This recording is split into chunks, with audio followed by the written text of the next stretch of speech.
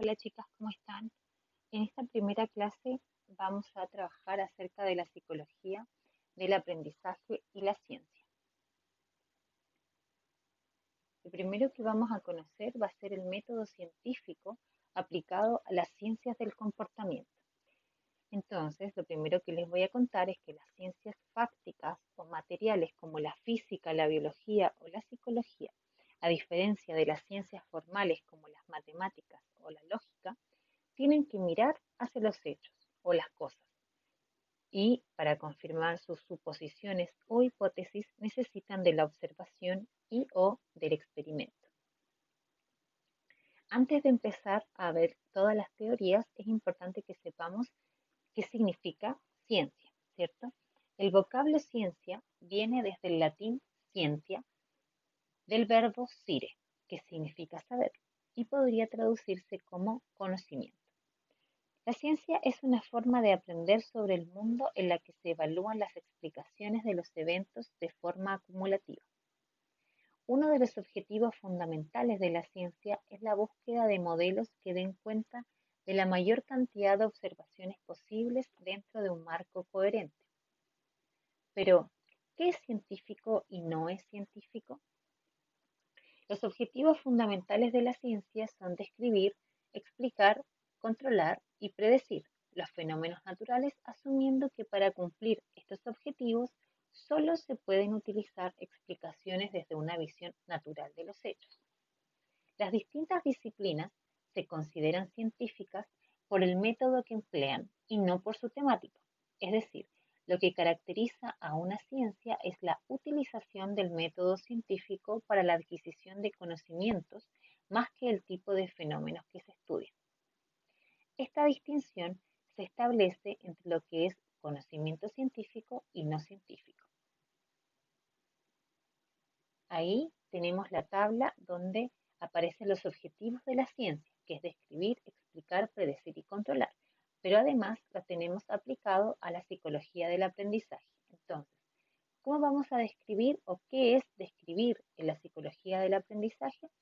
Es la observación, es recopilar datos sobre la conducta para definir con precisión los fenómenos del aprendizaje, es establecer las causas de la conducta. ¿Qué es predecir? Es pronosticar una respuesta en relación con un acontecimiento futuro. Y qué es controlar? Es alterar las condiciones que se supone que causan la conducta para modificarla en el futuro. La psicología del aprendizaje como ciencia experimental. Todas las disciplinas científicas, para poder construir su conocimiento, parten o asumen una serie de supuestos básicos que no es posible demostrar por medio de la contrastación de los hechos. Si estos supuestos o axiomas no se puede edificar la ciencia. Entre estos supuestos están los siguientes. El principio ontológico de realismo, que afirma que existe una realidad para estudiar y que esta realidad existe independientemente del conocimiento humano. Es decir, que aunque la ciencia no haya sido capaz de encontrar la explicación de algún fenómeno, los fenómenos tienen una explicación. El principio de legalidad, que sostiene que la realidad está sometida a leyes naturales y que la naturaleza puede regular. Una versión de este principio es el determinismo científico, que considera que aunque el universo esté sujeto a una gran complejidad, evoluciona según las reglas predeterminadas, que una vez conocidas nos van a permitir predecir los hechos futuros y esclarecer los pasados. El principio de inteligibilidad, que sostiene que la realidad puede conocerse, o sea, que todos los humanos tenemos la capacidad de comprender la naturaleza. Y finalmente el principio de falsación. Según este principio, una proposición es científica si puede ser refutable, es decir, que sea susceptible de ponerse a prueba y que los hechos o experimentos que den lugar a resultados opuestos puedan llegar a desmentirlo. Si una teoría no es posible de refutar, dicha teoría queda confirmada, pudiendo ser aceptada de forma provisional, pero en ningún caso verificada. Y esto da paso al inductismo ingenuo, debido al hecho de que no se puede afirmar algo universal a partir de datos particulares que ofrece la experiencia. Por muchos millones de cuervos negros que se vean, nunca será posible afirmar que todos los cuervos son negros. Sin embargo, basta encontrar un solo cuervo que no sea negro para poder afirmar que no todos los cuervos son negros. Entendiendo eso, pasamos a describir el método científico. Como señalaba anteriormente, el carácter científico de cualquier disciplina está determinado por el método que emplea para la construcción de su cuerpo de conocimientos. Este método consiste en hacer observaciones y análisis meticulosos, a partir de los cuales se formulan hipótesis que serán verificadas mediante experimentos para el establecimiento posterior de leyes y teorías. Aunque esta no es la única forma de hacer ciencia, es la más utilizada y validada. Este método sigue las siguientes etapas o pasos esenciales, que es la observación, el planteamiento del problema, la formulación de la hipótesis, la prueba de la hipótesis mediante experimento, la obtención de resultados para la elaboración de leyes y teorías. Entonces, la primera etapa es de observación científica, que consiste en observar y examinar directamente algún fenómeno de la naturaleza, describirlo en detalle y de forma cuidadosa, tratando de que los prejuicios no afecten la forma de hacer las observaciones. Una vez realizadas las observaciones, el científico pasará a la etapa en la que se planteará el problema de la investigación, que será la delimitación clara y precisa del objeto de investigación. Durante esta fase es muy importante revisar la literatura científica. Una vez realizados estos pasos, se formularán las hipótesis o preguntas de investigación necesarias que permitan contrastar los hechos. Una hipótesis consiste en hacer una serie de suposiciones y pronósticos formulando afirmaciones o enunciados que anteceden a otros. Las hipótesis deberán ser puestas a prueba en la siguiente etapa, que es la etapa de los experimentos, ¿cierto?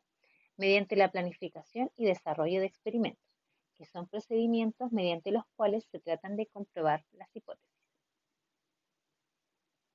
Los experimentos estudian la relación entre variables. Una vez realizados estos experimentos y tomadas las medidas pertinentes basándose en los resultados, el científico podrá establecer teorías y leyes que le permitirán seguir avanzando en la explicación de los problemas que se formulen. Una teoría científica vendría a ser un conjunto de leyes que permiten describir y explicar, predecir además adecuadamente la existencia de regularidades empíricas en relación con una realidad objetiva. Vamos ahora a la definición y objeto del estudio de la psicología del aprendizaje. La psicología del aprendizaje es una disciplina científica dentro de la ciencia psicológica que trata de explicar las causas de la conducta y de forma más específica las causas de los cambios de la conducta. Aunque existen múltiples definiciones para referirse al aprendizaje, en el contexto de esta asignatura entenderemos que aprendizaje es cualquier cambio duradero en el repertorio conductual de un organismo que tiene lugar como resultado de la experiencia con los acontecimientos ambientales. Como vemos, el aprendizaje es un proceso que depende de la experiencia y que da lugar a cambios duraderos de la conducta. Por tanto, nos interesará el estudio de la adquisición, el mantenimiento y los cambios relativamente permanentes en la conducta, entendiendo por conducta todo lo que el organismo hace, incluyendo las acciones encubiertas como el pensamiento o los sentimientos. El aprendizaje implica cambios a largo plazo, de manera que los cambios a corto plazo, como los causados por la fatiga, no son considerados aprendizaje. El aprendizaje tiene una importante función adaptativa, ya que posibilita la modificación de las pautas del comportamiento en función de las demandas del entorno. Los cambios en la conducta, que son consecuencias del aprendizaje, se deben a la relación del organismo con los estímulos. Por estímulo, vamos a entender que es cualquier objeto o evento del ambiente percibido por los sistemas sensoriales, los 5 sentidos, ¿se acuerdan? Y que producen una respuesta conductual. El principal supuesto de la psicología del aprendizaje es que el conocimiento de los efectos del ambiente es la conducta. Es a través de los procesos del condicionamiento o reforzamiento, siendo esta la fuente de información más importante, quizás la única, para entender el cambio en el comportamiento humano. Ahora vamos a ver la psicología del aprendizaje como disciplina científica. El interés de la investigación en psicología del aprendizaje es describir los principios generales, subyacentes, o sea, por debajo del comportamiento, de una amplia gama de especies, no solamente del humano, y un extenso repertorio de situaciones. Esta forma de trabajar no es exclusiva de la psicología del aprendizaje, al contrario, la mayoría de los esfuerzos de investigación de las distintas disciplinas científicas están encaminados a descubrir principios generales y bastante similares. Ahora que ya tenemos más o menos visto qué es la experiencia, qué es la ciencia, ¿cierto? Podemos pasar a tratar de entender cómo es que pasamos de la ciencia experimental a la tradición conductista. Y partimos entonces con Edward Thorndike, que es pionero de la psicología experimental animal, antes de Pavlov inclusive. Presenta dominio de las destrezas por medio de la repetición y formula las leyes del aprendizaje. Para él, las leyes del aprendizaje son dos. Si lo que sigue es satisfactorio, se repetirá. Y si lo que sigue es malestar, entonces disminuirá. Ahí tenemos refuerzo positivo, refuerzo negativo y o castigo.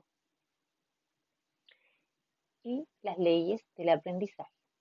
La ley de preparación o disposición, que afirma que la preparación o disposición del sujeto contribuye al aprendizaje.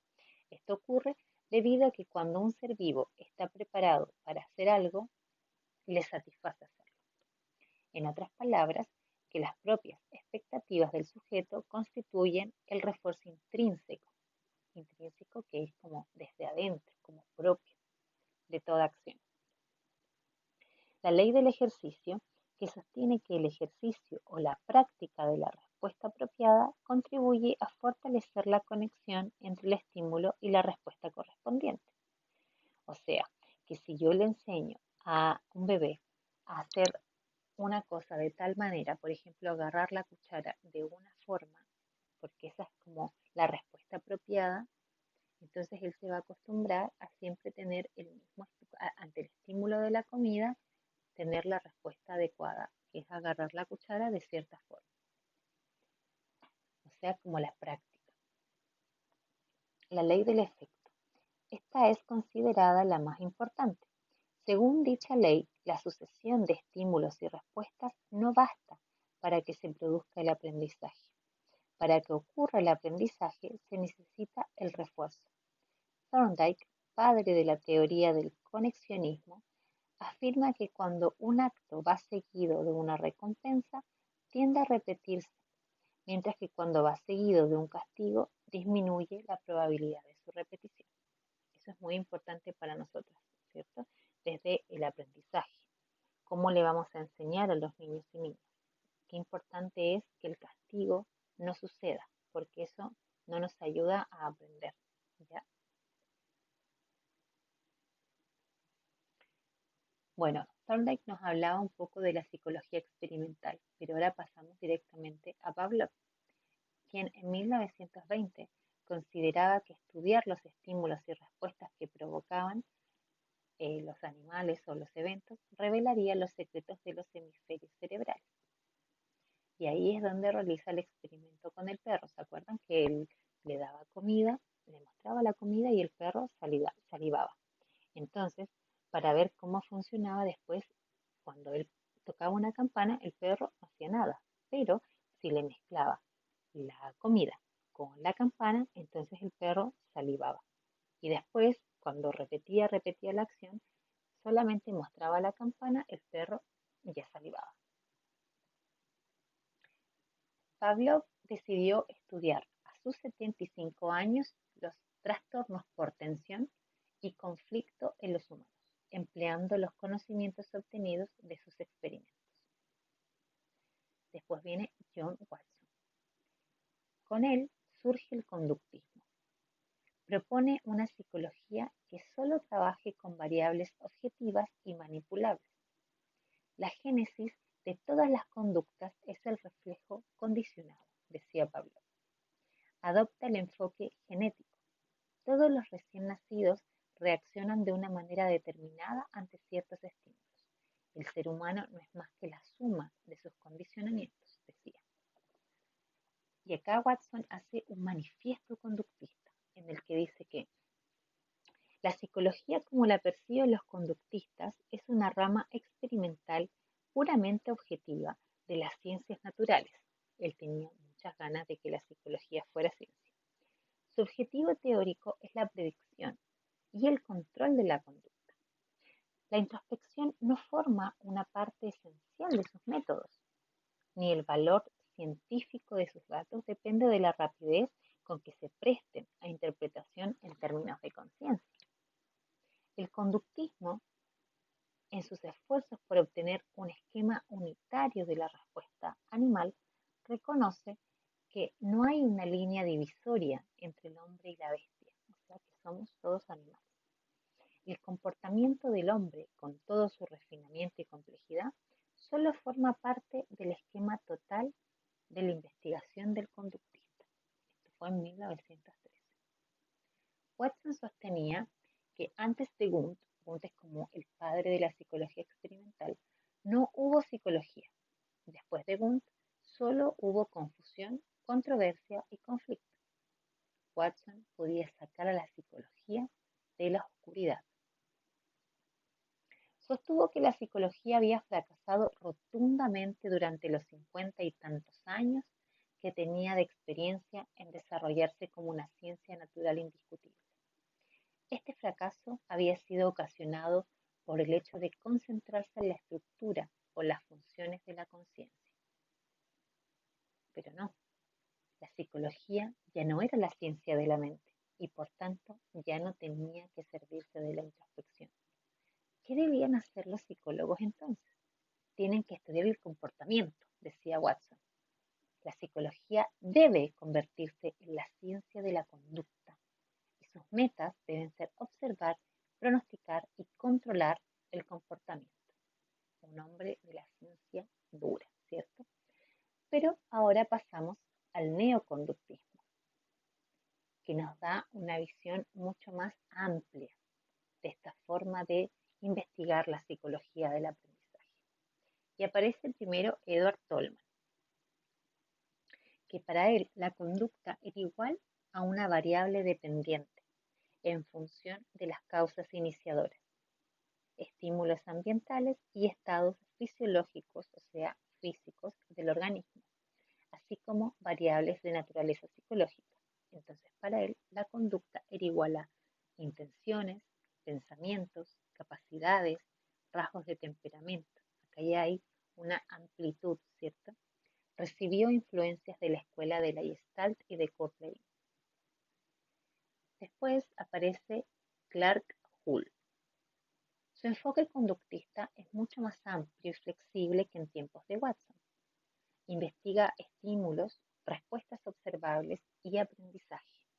También examina los fenómenos que no se pueden observar directamente como el amor, la atención, la confianza y la personalidad. Él ya va más allá, mezclando no solamente las ciencia conductista de Watson, esta ciencia dura, sino también la mente y la conciencia que Watson tanto quiso dejar atrás. Para Hull, el aprendizaje era el mayor logro de la evolución biológica. No estaba para nada equivocado. Finalmente aparece nuestro gran compañero que ya lo conocíamos, ¿cierto?, el semestre pasado, Burrus Skinner, con su ya famoso condicionamiento operante. ¿Se acuerdan? De estímulo-respuesta. Y él refiere que él estudia la adquisición y la extinción de las conductas de los organismos. Aplica su modelo de condicionamiento operante a la educación, a la psicofarmacología, a programas de misiones espaciales del ejército, trabajando con ratas y palomas. Por suerte eso ya no se puede hacer. Skinner pone en duda la eficacia del castigo, muy importante. Para eliminar una respuesta indeseable lo hace mediante el no refuerzo. O sea, yo no refuerzo esa conducta ni con ninguna mirada, ni con ninguna sonrisa, solamente la omito para que esa conducta se extinga. O le digo que no, le explico que eso no se hace, pero no se castiga. Skinner defiende tanto como Watson que el ser humano es una máquina cuyo comportamiento está determinado por leyes objetivas, controlables. Para Skinner, la persona no merece ni alabanzas ni críticas por lo que hace. El entorno es el que controla la conducta, de modo que el bien y el mal, si existen, residen en él, en el entorno, no en la persona. Bien, chiquillas, entonces, gracias a todo esto que pudimos conocer hoy, la ciencia, los objetivos de la ciencia, el método científico, cómo es el aprendizaje dentro de la ciencia, vamos a realizar estas preguntas de manera individual. Esto después ustedes me lo van a enviar a mi correo, ¿ya? Pero de todas formas, los vamos a conversar en clase para ver si es que tuvieron algún conflicto y para que lo puedan desarrollar en grupo, ¿ya? Esto va a ser con nota, así que tienen que realizarlas en su casa y después me la envían. Esto va a tener nota quiz. Así que son estas 8 preguntas que en caso de que no encuentren todas las respuestas en este video, pueden reforzar mediante el libro Psicología del Aprendizaje que está en su platea. Es el mismo del que sacamos la primera lectura. Así que eso, mis niñas lindas, y nos encontramos en un ratito más.